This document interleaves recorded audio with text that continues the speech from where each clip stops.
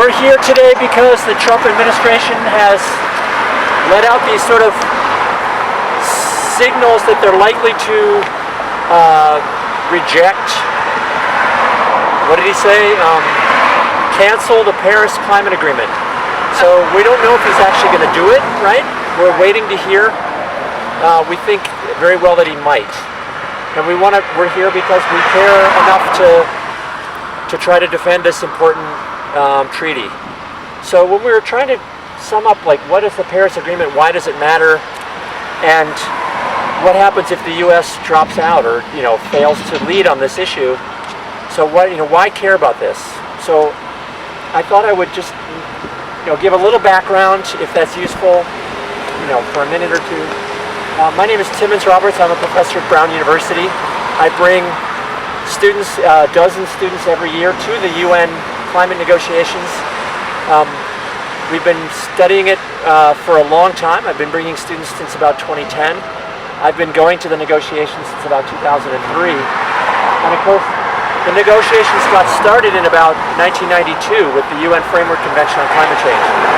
It's taken a long time.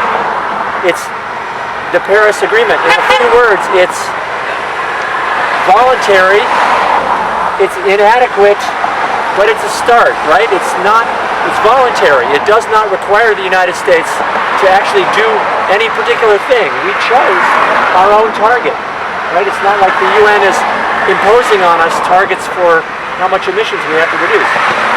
It's inadequate because it still leaves us with 2.5 or 3 degrees Celsius of warming, which is above the rate that's expected to have dangerous climate change.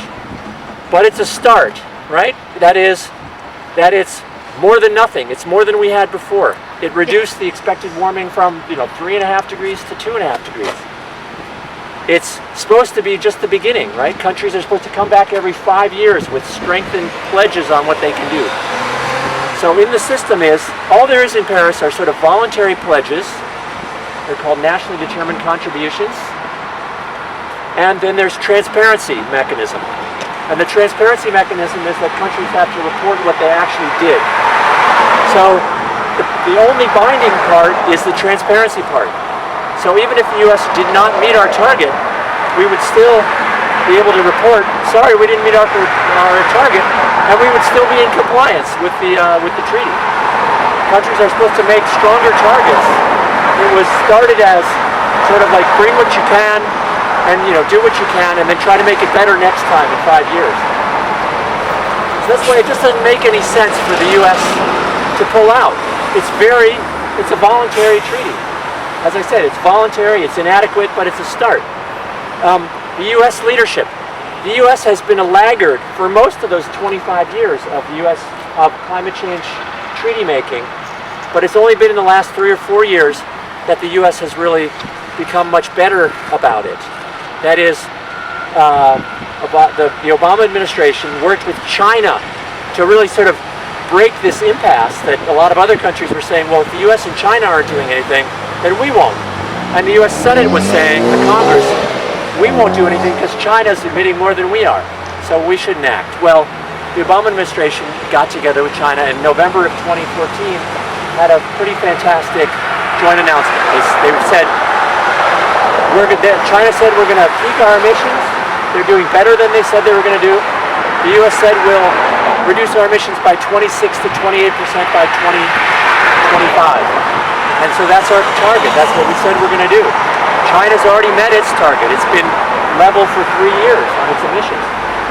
India's doing better than they said they were going to do. So a lot of the reasons why critics are saying that that this treaty is too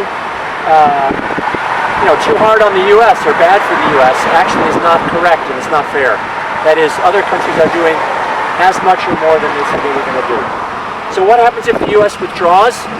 This week, we thought it would be yesterday or today, and maybe any day now. There's sort of these factions in the White House fighting over this. If the U.S. withdraws, will the world burn? Well, we don't know, right? It depends on what the rest of the world does. Whether other countries say, well, the country that's responsible for the most greenhouse gases in the atmosphere isn't doing anything, so why should we? And by the way, they're the richest country in the world. The U.S. put 21% of all the greenhouse gases in the atmosphere, whereas we're only 4% of the world's population. So why would other countries act? Well, we hope that they will, right?